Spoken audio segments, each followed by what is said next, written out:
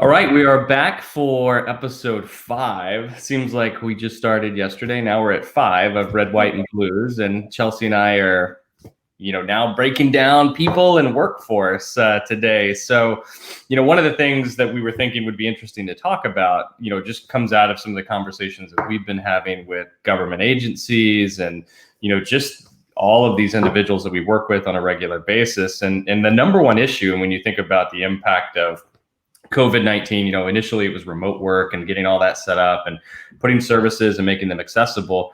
But kind of what I'm hearing today and what the topic of today's conversation is all about like how to manage the workforce and how to deal with the workforce challenges and issues that we're embarking upon right now. And it's not just dealing with remote employees, but there's a whole other set of complexities into this process.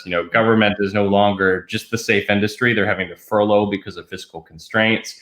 You've got massive shifts in how work has been done. So there's a whole reskilling and education thing. And then you just have this whole new model of management that's completely rocking the foundation that, we've all learned and kind of been brought up on how to, manage and work with people. So what are you seeing here, Chelsea? Yeah, same. And, when the pandemic first kind of got going, the topic was all around resiliency, right? And how to create resiliency in cities. But now that we're 5+ months in, what we're seeing is this reverberation is like, how do we create resilience within our organizations? And how do we create resilience on a personal level, which really just kind of translates to how do we take care of each other? And in, pre-COVID, I think we all just had this separation and, there's your work life and your personal life and then your interpersonal life. And now because we're all working remotely and working from home and all these kind of experiences have collapsed into one, now all of those things are also blended and it's disruptive. It can be a real opportunity to just talk about how we integrate all of those things in a wonderful way. But, in anything that has to do with change, it's a little rocky. It can be kind of tricky. Yeah, I totally agree. And I think, you said it best when you said it's an opportunity. And I think, we've talked at length about the notion of having distributed government employees and the fact that like not everyone has to go to a physical building at a physical set of hours and do their job. I mean, there's a lot of flexibility now, and we can make government work more accessible to people that may have not have the means of traditionally coming in a normal office setting. But we can also cut a lot of the extra cost and expense, not with the people, but with all of the added things around them. But it's that balancing act, as you said, because now being in our homes, having 15 Zoom calls a day, back to back, 30 minutes, mental health and all of these other things are kind of popping up because there's no lines of separation anymore. Not everyone can go into an office and slam the door or close their door at the end of the day. Now they're doing schooling remote with their kids. They're, trying to balance conference calls. And, I know we've all ducked into a closet at one point to take a call. And so it's just this whole new landscape. And our government employees are kind of all dealing and grappling with the change, and the management is trying to figure out, what do I do? How do I measure? How do I know my employees are being productive? How do I not micromanage? So there's all of those added complexities into it. Yeah, well, and I'm really happy to see, kind of this wave of interpersonal work that just has to happen. It's not it's not a nice to have anymore. And really looking at who are the people on your team. And during this whole pandemic, one of the things that I'm super grateful is the fact that I'm an introvert. I don't need a lot of people around me in order to get energy. In fact, it's helpful for me to have alone time and traveling a bunch and being in conferences. I mean, really fun and love that stuff, but I've had to, over time, learn how to unplug and just get quiet and by myself and really kind of personally recharge. But now the opposite is true, where people who are extroverted, who really need other human beings and lots of, interpersonal interaction, they're really suffering. And so if you have a team, it could be a team of 2 or a team of 200, you have all of these individual personalities with different needs, different situations at home. And how do you as a manager show up and support them? And the step 0 is like, you have to understand who they are and how that all kind of puts your team together, and what that mosaic is. So I don't know, maybe one of the positive outcomes of this pandemic is that we're all just going to get to know each other a bit better on the stuff that really matters, not just kind of the block and tackle of the easy stuff. Yeah, no, I totally agree. And I think, one interesting thing, we kind of went back and I started looking at how behavior changed as it related to COVID. So I wanted to know, what were people doing? You think about putting a global pandemic out there, and my assumption was Netflix was off the charts. Everyone was binge watching stuff. Entertainment had radically changed. And although some of that had happened, it was actually a temporary thing. And so the interesting thing is, when you look at the data, people were actually doing less of that stuff, and they were doing more of this stuff. They were having video collaboration, and it wasn't just for work. They were doing Zoom birthday parties. They were finding ways to do that. And I thought that was just really fascinating, and also illustrated the point that humans crave connection with other humans. And so, regardless of kind of when things go back and how that looks, I think it's an important aspect of, how we lead and how we manage our employees going forward, is that we have to not just build systems around them, as you said, but also look for opportunities to allow them to connect with other people, because that's a part of mental health. And not just like in the, normal work setting where it's like, let's do a 30-minute meeting to powwow, but just like those organic opportunities of, maybe it's training, maybe it's a guest speaker that comes in, whatever it might be. Now, you can make it accessible to everybody. But I think those are the types of opportunities that we should be looking at to really, help give people that ability to connect. Yeah, I love that point, and so important. And realizing that being on Zoom calls is exhausting. It takes a very different energy than the energy that we're used to. And it's not, good or bad. It's just different. And I think we all have to just get honest with ourselves. And, I'll raise my hand as just the guiltiest of the guilty of just being honest and being like, God, I'm tired. I just need to unplug for a bit, go for a walk, sit in silence, or just deep breathe, or do a little meditation. And, we have a responsibility to take care of ourselves in a different way, and be honest about what that means for you. And it's different for everyone. Yeah, absolutely. And I think we have to think about, how do we create those water cooler moments, right? We always kind of laughed at them, that those were that's where gossip happened and other things, but really that's an important facet of what happens. Yeah, right. That's where we, have external stimuli. That's where we have a chance to just disconnect from, the day-to-day activities that we have, and just connect with other people and talk to them, whatever it might be. So I think, we kind of have to use this as an opportunity to rethink the model. I think the challenge that managers are facing today is they're trying to manage everyone's still, in a physical place, and cubes and all of that stuff. Mm-hmm. And so I know that they're struggling with, how do I measure them? How do I do I call them every day? Do I ask for daily reports? What is the right balance of that? And although there's not a silver bullet, because it really varies based on their function, I think that, there's a lot we can learn. I know, we've got some books we're going to talk about as part of this, but even just some best practices from the private sector. I know we both work with large companies.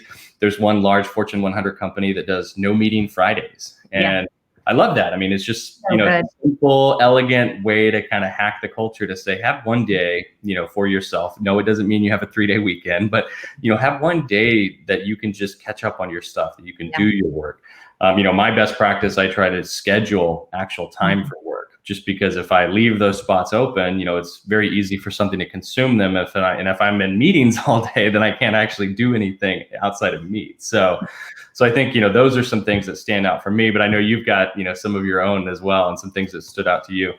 Yeah, well, and I think I like that you're bringing up the whole idea of just permissioning that part of it. And I always, when I'm blocking time to really just dive in and get work done, I still feel just a little bit guilty that I'm not reaching out and doing all of the, kind of extroverted activities. I think because extroverts are just so rewarded, and for good reason. There's lots of output there.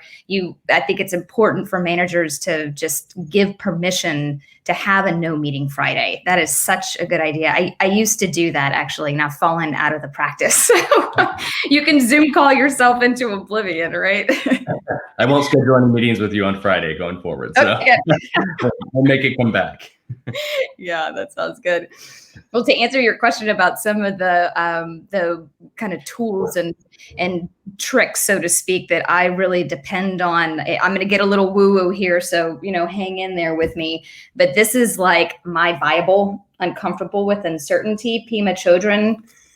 Oh man, it's like you can literally just open up to any page and they're super, super short. It's just one kind of little chapter. And most of the time it just hits you exactly where it needs to in terms of something you have to be reminded of or learn or whatever.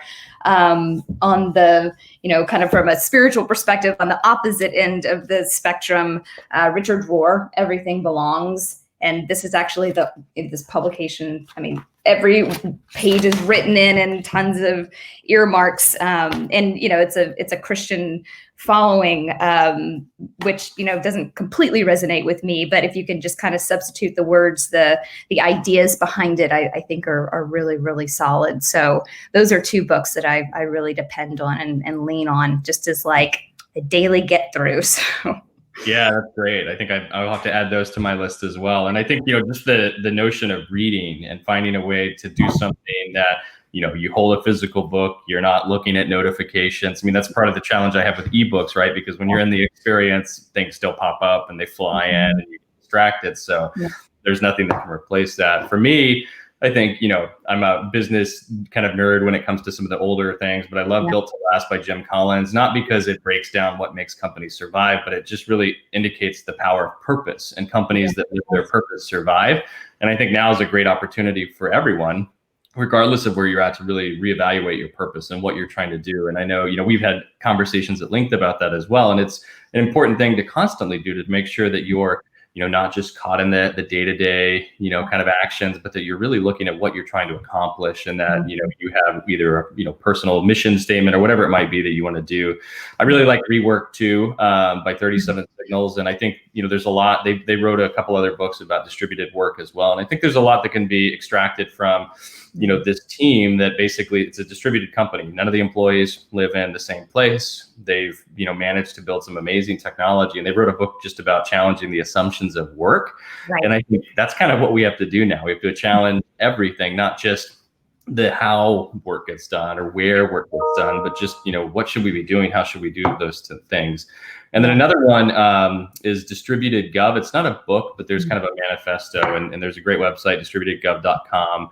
A lot of, great people put a lot of insights into it, and they kind of built like this playbook of just, what you should do to build highly effective remote, government teams. And that's so valuable. Yeah, and I think it's great. I mean, it's open knowledge, and I think, it's a great starting point, because we need to start to look at like, hey, like, do employees need to come into this building? How do we do this at scale, balancing the mental health, the cultural things, the fact that some people are still going to have to come in person, and you're still going to have, employees in the field, but, really just looking at how do we do this right? How do we take advantage of this opportunity to really accelerate and streamline a lot of these processes that were so locked in before? Well, and here we are in the fourth industrial revolution, but we're still using the same frameworks and mechanisms and management styles, excuse me, of the first industrial revolution.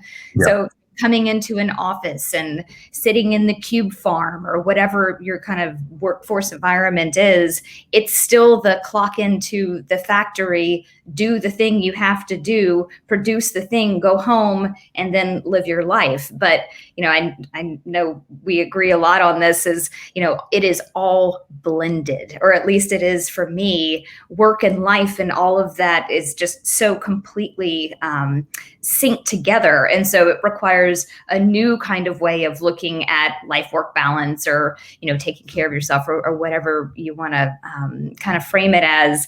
And, the piece that I think is important, I really appreciate you bringing up, is I constantly have to go through a values exercise and really remind myself, what are the core values for me, both professionally and personally. And for me, those are all around freedom, flexibility, creativity, and integrity.